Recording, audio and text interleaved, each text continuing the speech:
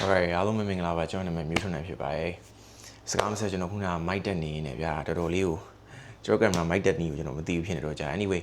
ဆိုတော့ကျွန်တော်ဒီနေ့မနက်စာပေါ့နော်ကျွန်တော်ဒါ body building လုပ်တဲ့လူတွေလိုက်စားလို့ရတယ်နောက်ပြီးတော့ကျွန်တော်တို့တာမန်ရိုးကြလူတွေလည်းကျွန်တော် protein intake ကိုကျွန်တော်တို့အလွယ်တကူလုပ်ယူလို့ရမယ်နီးလန်းလေးကိုကျွန်တော်ပြောပြပေးခြင်းဖြစ်ပါတယ်ဆိုတော့အစားတောက်မစားခင်မှာကျွန်တော်အခုဒါမနက်ခင်းကျွန်တော်အခုဒီစတက်ပြီးတော့မျက်နှာတွေပဲတက်ပြီးတော့ကျွန်တော်ဘာမှမစားသေးပါဘူးဆိုတော့အဓိကအကြမ်းမြင့်လေးကျွန်တော်ပြောရမယ်ဆိုရှင်ကျွန်တော်မျိုးရင်းပြောနေခေါင်းစဉ်အောက်မှာရှိတယ်လို့ပဲပေါ့နော်ဟိုဒီ fitness ကိုကျွန်တော် stress တွေအများကြီးမထားစရာမလိုပါဘူးအစားအသောက်ကိုလည်းကျွန်တော်လိုက်စားတယ်လို့လိုက်စားရမယ်လို့မဟုတ်ဘူးဒါပေမဲ့မနက်စာဒီကျွန်တော်တို့အရန်ရေးကြည့်ပါတယ်မနက်စာဘာလို့အရန်ရေးကြည့်လဲဆိုတော့မနေ့ညကိုကစားခဲ့တဲ့စားတော့ဒီမှာလည်းကျွန်တော်တို့က digestion ကောင်းတဲ့ဟာတွေမဟုတ်ဘဲနဲ့ process food တွေစားပြီးရပဲဖြစ်ဖြစ် high sodium တွေစားပြီးရဖြစ်ဖြစ်ခန္ဓာကိုယ်က bloated ဖြစ်နေတဲ့အချိန်မှာ A1 လည်း ABY မနမူးလေးလို့ကျွန်တော်တို့အိမ်နိုင်ပါတယ်တွားပြီးမြန်ပါတယ်တက်ပြီးသွားချင်းအရုပ်ချင်းခန္ဓာကိုယ်ကဒီ fresh ဖြစ်နေရပေါ့နော်အဲ့ဒီအချိန်မှာကျွန်တော်တို့ junk food တွေထပ်ပြီးထည့်မယ်ဆိုရှင်ကိုယ်ခန္ဓာကိုယ်အတွက်မလိုလားတဲ့အစီရေအစီဘိုတွေကျွန်တော်တို့မလိုလားတဲ့ဒီအရာတွေပေါ့နော်ခန္ဓာကိုယ်တို့ထပ်ပြီးထပ်ထည့်မယ်ဆိုရှင်အဆင်မပြေဘူးပေါ့နော် okay ဆိုတော့ဒါမနက်ပိုင်းကျွန်တော်အရန်ရေးကြည့်တယ်လို့ကျွန်တော်ပြောချင်တယ်ပေါ့နော်မနက်စာပေါ့ okay ဆိုတော့ကျွန်တော်စားလေးစားလာရှိဟာဒီကျွန်တော်ဒီနေ့ပြောပြပေးမှာဖြစ်ပါတယ်ဆိုတော့ဒါပထမဦးဆုံးအနေနဲ့ကကျွန်တော်ဒါ protein pancake လုပ်မှာပေါ့နော်အခုကျွန်တော်ရှိမှမြင်ရမယ့်ဟာဒီကောင်အုပ်ရှိမယ်အုပ်ကကျွန်တော်တို့ဒီ blend လုပ်ပြီးသားပေါ့နော်အမွှားမွှားလေးလုပ်ပြီးသားအုပ်ရှိမယ်ပြီးကျွန်တော်ဘာလုပ်မလဲ protein လုပ်မယ်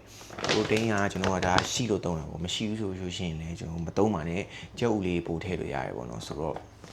okay ပြီးရင်ကျွန်တော်ကကြက်ဥနှလုံးပြီးရင်ကျွန်တော်တို့ဒီမှာရတဲ့အရာကကျွန်တော် egg white ဒါကြက်ဥအကာကြီးပဲပေါ့နော်ဒါကြက်ဥအကာကြီးပဲဘူးနဲ့လုပ်ပေးထားရပေါ့နော်ဒါအခုကျွန်တော် American မှာရှိနေတဲ့အချိန်မို့လို့ကျွန်တော်ဒါသုံးလို့ရတာပေါ့နော် okay ဆိုတော့ egg white ဟိုမဖြစ်လို့ဆိုရှင်လည်းကျွန်တော်တို့တနည်းရှိရပေါ့နော်ဒီအနှစ်ကိုထုတ်ပြီးတော့အကာကြီးပဲသုံးလိုက်ရရပေါ့နော်ဆိုတော့ဒါပြီးလို့ရှိရှင်ကျွန်တော်တို့ olive wine ကျတော့ကျွန်တော်ပန်ကိုပူပေးပြီးတော့ဒီ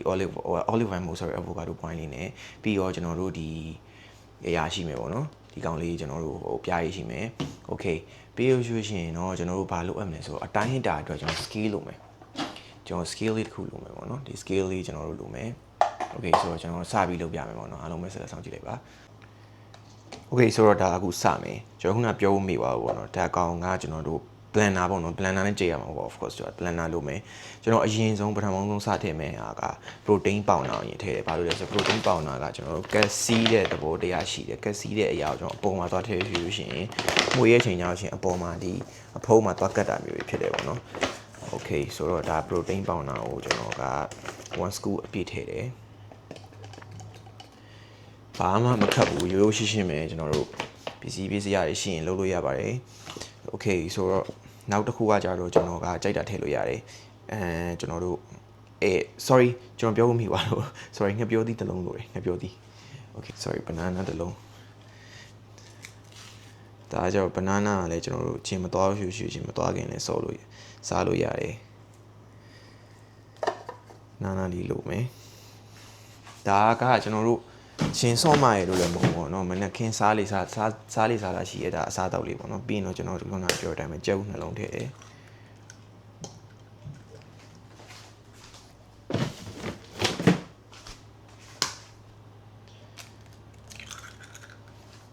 Okay ကြက်ဥနှလုံးပြီးသွားရွှေရှင်တော့ကျွန်တော်တို့ကကြက်ဥနှလုံးပြီးသွားရွှေရှင်အနှစ်လေးလည်းမပါလို့မကောင်းဘူးပေါ့နော်အနှစ်လေးနှလုံးပါတာပေါ့နော်ပြီးရင်ကျွန်တော် egg white မတောက်နေ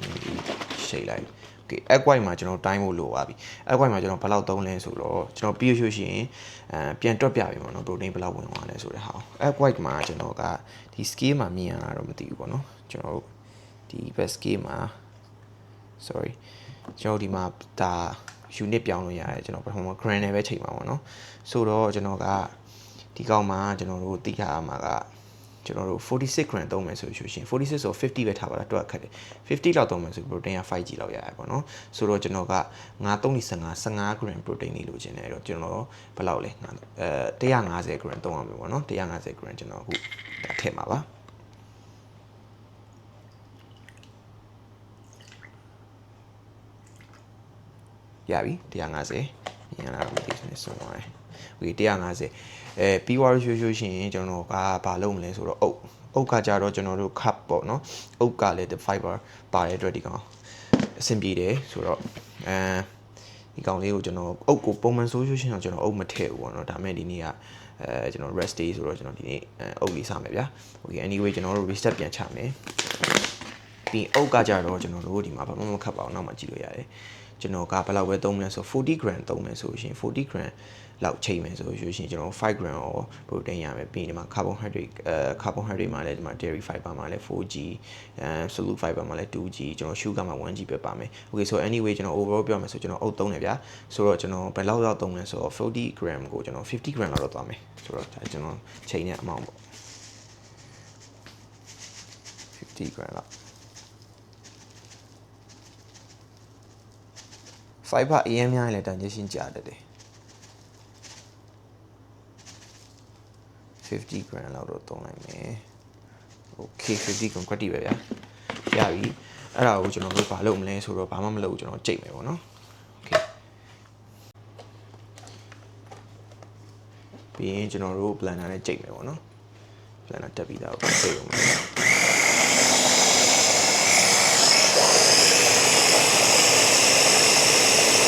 okay ကြေဝအောင်ကြိတ်ပြီးတော့ဆိုရှင်ကျွန်တော်တို့ပန်နဲ့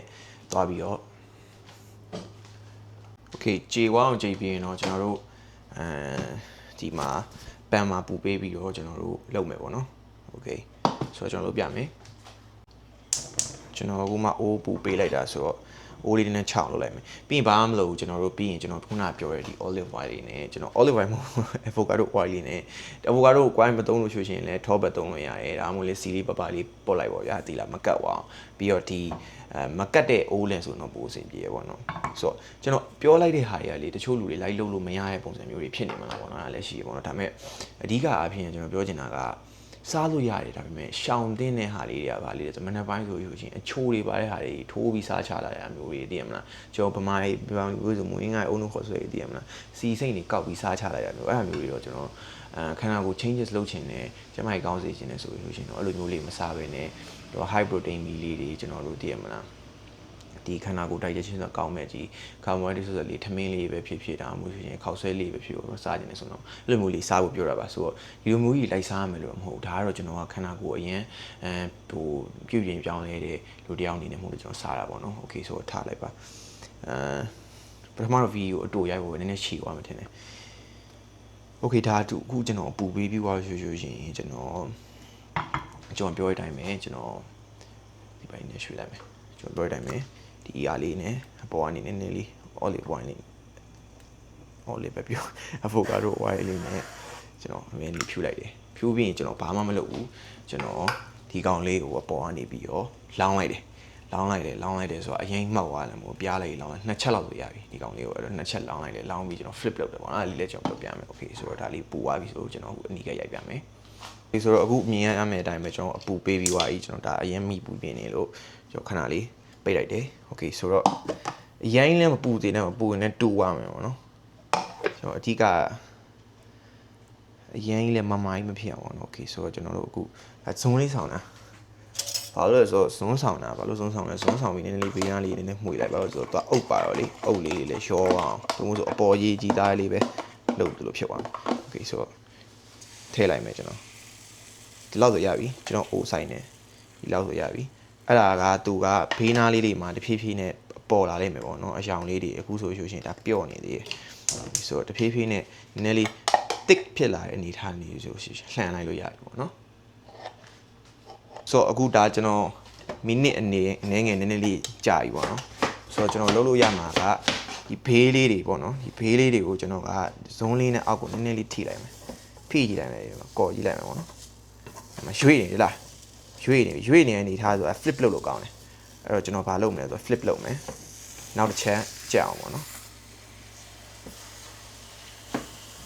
အဲ့လိုမျိုးလေးရပြီအဲ့ဆိုရှင်ကျွန်တော်လှန်လိုက်ပြီလမ်းလိုက်ဆိုရင်ဒီလိုမျိုးလေးဖြစ်သွားပြီဒါလေးဆိုအရင်လည်းမမအောင်ဟိုအရင်ကြာသွားပြီဆိုဒီကောင်ဘောတွေမဲသွားအဲ့တော့တစ်ဖက်ရပြီဆိုရှင်ကျွန်တော်စားလို့ရပြီပေါ့နော်ဟုတ်ပြီဆိုတော့ပြီးသွားဆိုရှင်ကျွန်တော်ဘာလုပ်မလဲဆိုတော့ကျွန်တော်ပြားရည်လေးပေါ်ဆန်ပြီးစားမယ်ပေါ့နော်ဒါကတော့ပြီးတက်ဗီဒီယိုမှာထပ်ပြီးပြမယ်ပေါ့နော်ဒီမှာဒီအပိုင်းမှာတော့ဒါခဏကြက်လိုက်မယ်အဲ့လိုဟိုဘက်မှာကျွန်တော် pancake လုပ်နေနေဒီဖုတ်နေတဲ့အချိန်မှာပေါ့နော် pancake လုပ်နေတဲ့အချိန်မှာကျွန်တော်ဒီမှာcoffee တောက်တယ်ပေါ့နော် coffee တောက်တယ်အဓိကနောက်ပိုင်းကျွန်တော်နည်းနည်း changes လုပ် ဖြစ်တယ်ပေါ့နော်ကျွန်တော်တော်တော်များများ coffee တောက်တယ်ကျွန်တော်လည်းကျွန်တော်တောက်တယ်မှာမပေါ့ဒါပေမဲ့ကျွန်တော်ဘာလုပ်လဲဆိုကျွန်တော်ဂျင်ဆော့ရလို့ဆို pre-workout တောက်တယ်ဒါပေမဲ့နောက်ပိုင်းမှာကျွန်တော် pre-workout ကိုဖြုတ်တယ်ပေါ့နော်သူတို့က300g 300mg နေ 400mg နေ caffeine နေသူတို့ထည့်ပေးထားရပေါ့နော် one scoop မှာဆိုတော့ကျွန်တော်တခါလေးကြောက်လို့ရှိရင်အစားတောက်တိတ်ပြီးတော့အရင်အထဲမှာအရင် store မဖြစ်နေတဲ့အချိန်ပေါ့နော် store မှာအရင် store ဖြစ်နေတဲ့အချိန် glycogen တက်တွေကောင်းကောင်းမရတဲ့အချိန်တွေဒီကျွန်တော်ဖြစ်တဲ့ဆိုတာဘာလဲဆိုcaffeine များတောက်မိရဆိုတော့ protein ရိုးရိုး coffee ဆိုဘာမှမဖြစ်ဘူးဗျာဒီလား pre-workout ထဲမှာပါ caffeine များတောက်မိရဆိုရှင်နှလုံးလေထက်တလို့လို့ပြီးရင်ခန္ဓာကိုယ်ကဗျာအရင်မစွန့်နိုင်တော့နှလုံး heartbeat တွေအရင်မြန်ပြီးပေါ့နော်ဒါကျွန်တော်ဖြစ်ရှိဆိုတော့ခုနကကျွန်တော် changes လုပ်မိအဲ့ဒါမနက်မိုးလင်းလို့ရှိရင်